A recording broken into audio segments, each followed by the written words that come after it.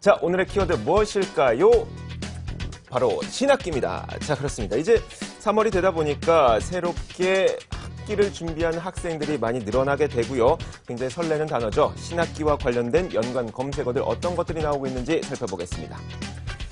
자, 새로운 학교에 들어가고 혹은 새로운 학년에 들어서면서 설렐 거예요. 굉장히 설렌다는 이 설렘이란 단어도 눈에 띄고 우리가 아무래도 주식 투자 방송이다 보니까 메가스터디 인터파크도 눈에 띕니다. 장학금은 제가 안 받아와서 잘 모르겠어요. 왜 떴는지 모르겠고. 네. 자, 교복 눈에 띄고요. 그리고 가방 사야 되고. 그렇다 보니까 유통주 또 관심을 가고요. 이종석 이름도 있네요. 자, 이종석. 이 배우가 드라마 학교 2013에서 굉장히 떴다고 해요. 게다가 지금도 학생으로 나온다고 하는데 저도 이종석이라는 배우를 많이 지켜봤는데 정말 그 교복이 잘 어울리는 배우 중에 하나인 것 같습니다. 아, 그런가요? 네. 연기도 잘한다고 생각하세요? 교복이 잘 어울려요. 네. 간상에 나왔던 친구. 네, 맞습니다. 그 배우인데. 네. 자, 이제 신학기와 관련해서 좀 얘기를 나눠보겠습니다. 위원님의 마지막 신학기는 언제쯤이었나요? 한 10년 안 됐죠? 얼마 안 됐습니다. 네, 거기까지만 얘기하죠. 네, 알겠습니다. 네.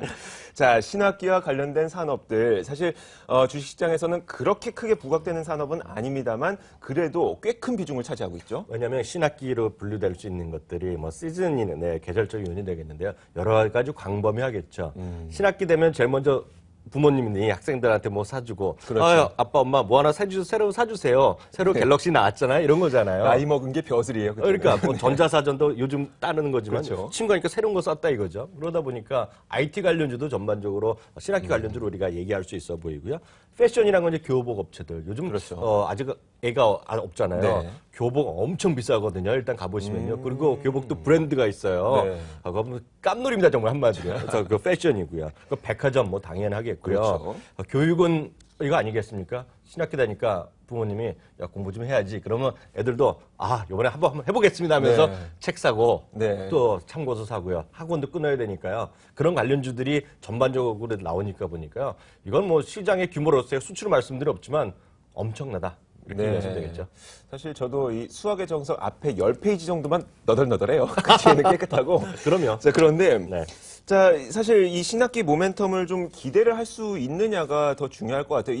우선 이 범위는 광범위하지만 어떤 폭발적인 성장을 이루는 그런 해는 못 봤던 것 같거든요. 네. 왜냐하면 예전 같지 않아 갖고요. 지금 학생들은 자꾸 좀 줄어든다는 걸 하고 있고요. 네, 맞아요. 실제로 아마 느끼신 분, 저는 이제 그 애들이 상당히 컸거든요. 지금 고등학생 그러는데요. 그러다 보니까 실제로 사교육 시장이 이렇게 들쑥날쑥한 것이 분명히 있습니다. 그렇기 때문에 사교육이 무슨 3월 달에 갑자기 늘어난다? 이건 사실 없습니다. 네. 많은요.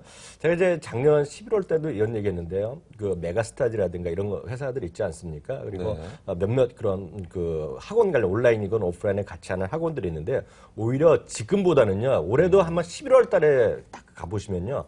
수능 끝난 날 있죠. 네. 수능 끝난 다음 날부터 올라가는 경우가 있어요. 그 언저리가. 왜냐면 그래요? 수능이 끝나면 두 가지 부류가 있습니다. 그 고2들도요.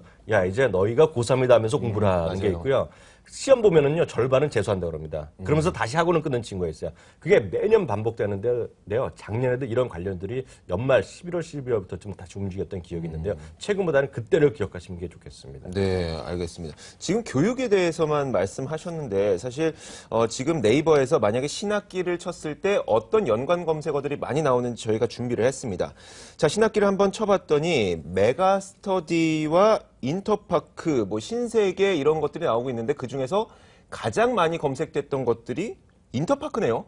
그렇죠. 왜냐하면 인터파크는 이런 교육과 관련된 것도 있겠지만 많이들 쳐본 게 인터파크가 워낙 주가가 작년 하반기부터 주가가 네. 2배 올랐거든요. 거기다 인터파크 INT가 얼마 전에 한 2주 전에 상장했잖아요. 상장했죠. 네. 그러다 보니까 관련된 유관 검색어로 많이들 조회가 될 겁니다. 그러니까 쇼핑하다가도 뜨고요. 그렇죠. 그리고 주가에도 뜨다 보니까 양쪽으로 검색이 되니까 네이버에서 당연히 트렌드에서 어떤 다른 주식보다 훨씬 검색량이 많았을 것이라고 일단은 추정이 되네요. 네, 맞아요. 그럼 저희가 인터파크에 대한 이야기부터 쭉 먼저 해보도록 할게요. 네. 자, 지금 인터파크 말씀하셨던 것처럼 인터파크 INT가 인터파크에서 도서라든지 쇼핑이라든지 또 문화, 영화 이런 부분을 물적 분할을 해서 상장을 했습니다. 네. 자, 과연 이 인터파크 INT가 얼마만큼 기대가 될까 싶긴 한데 얼마 전에 상장 이후에 크게 상승했다가 주가가 조정받고 있잖아요. 지금 이 모습 어떻게 해석해야 됩니까?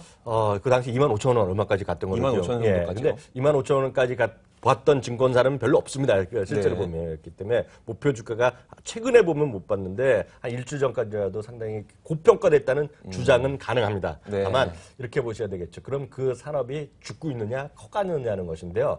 갈수록 아주 단순하게 말씀드리겠습니다. 오프라인에서 매매 주문하고 사시는 분보다 온라인에서 주문하는 분이 훨씬 많아지고 있는 것이 현실이거든요.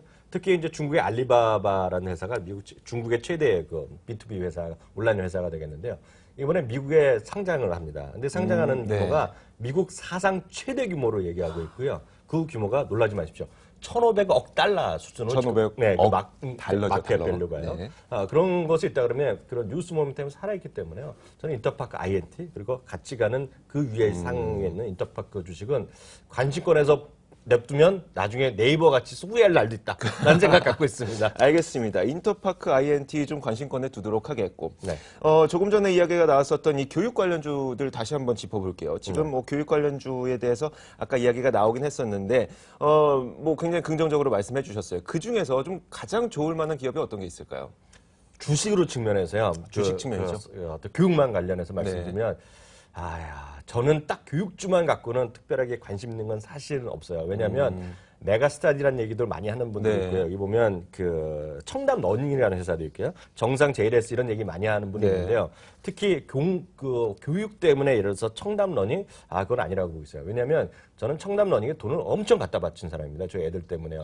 네, 근데 네. 그 청담 러닝이 돈을 잘 버는지 모르겠지만 우리나라 그 수능이랑 이런 거는 전혀 상관없는 학원. 그런 교육을 한다고요? 그렇기 때문에 그런 걸 좀 알고 투자하시면 좋겠다라는 생각 갖고 있고요. 정상 JLS는 아마 여기 자제분들로 여기 보내는 정상어학원일 텐데요. 네. 보낸 분들 많은데 여기는 약간 경향인데 거기도 쉽게 하면 이거 정상어학원 왜 유명하냐면 하루에 단어 100개씩 외우는 이런 학원이고요. 네. 그러니까 알아서 판단하시면 좋을 것 같습니다. 주식으로는 제가 판단을 유보하겠습니다. 알겠습니다. 주식으로는 좀 판단을 유보해서 좀 명쾌한 이야기를 듣고 싶었지만, 네. 불완전한 이야기를 하느냐, 안 하는 게 낫겠죠? 맞습니다. 알겠습니다. 자, 신학기와 관련된 종목들에 대해서 여러 가지 살펴보고 있는데 저희가 지금까지 교육도 살펴봤고 인터넷 쇼핑도 살펴봤습니다. 자, 하지만 실제로 이학년 전문위원이 실제로 갖고 있는 어떤 신학기 모멘텀을 갖고 있는 종목이 따로 있을 것 같은데 어떤 거 생각하고 계세요? 그거 어떻게 하셨는지 모르겠는데요. 대본에 나와 있었어요. 네. 제가 진짜 말씀드립니다. 네. 저는 여기에 다 돈을 주식을 했다는 게 아니라 저희 네. 애들 통해서 메가스타디도 해보고 정상어학원도 보내고 청담러닝 다 보냈던 사람이거든요. 직접 보셨던 분이죠. 다 냈는데요. 예를 들어서 아까 메가스타디를 제가 약간 뭐라 그러냐면 지하철 가보시면요. 요즘 한 1년에 얼마 일정 아주 적은 금액으로 전 과목 듣는 그런 학원이 있어요. 온라인에. 네. 그렇기 때문에 가격 경쟁력이 매우 심하자. 그것 때문에 제가 말씀을 안 드린 것이고요. 메가스타디에서 주문하시건 인터파크에서 뭔가 주문하건 온라인 이마트에서 주문하시건 간에 집에 갖고 오는 게 있어요. 택배가 오죠. 그렇죠. 저는 그래서 오히려 CJ 대한통운이 오히려 호재가 된다는 생각 갖고 있습니다. 네, 알겠습니다. 어떤 산업이 성장을 하든 간에 수혜를 받을 수 있는 기업, 저희가 오늘 결론은 CJ 대한통운으로 내보도록 하겠습니다. 자, 오늘 빅머니 신학기를 통해서 이야기를 쭉 오다 보니까 택배까지 이야기가 왔어요. 네. 게다가 요즘에 택배 가격 인상 이야기도 계속해서 나오고 맞습니다. 있기 때문에 수혜를 기대해 보도록 하겠습니다. 자, 오늘 빅데이터 분석 빅머니 여기서 마치도록 하겠습니다. 이학년 전문위원과 함께했습니다. 오늘도 말씀 고맙습니다. 감사합니다.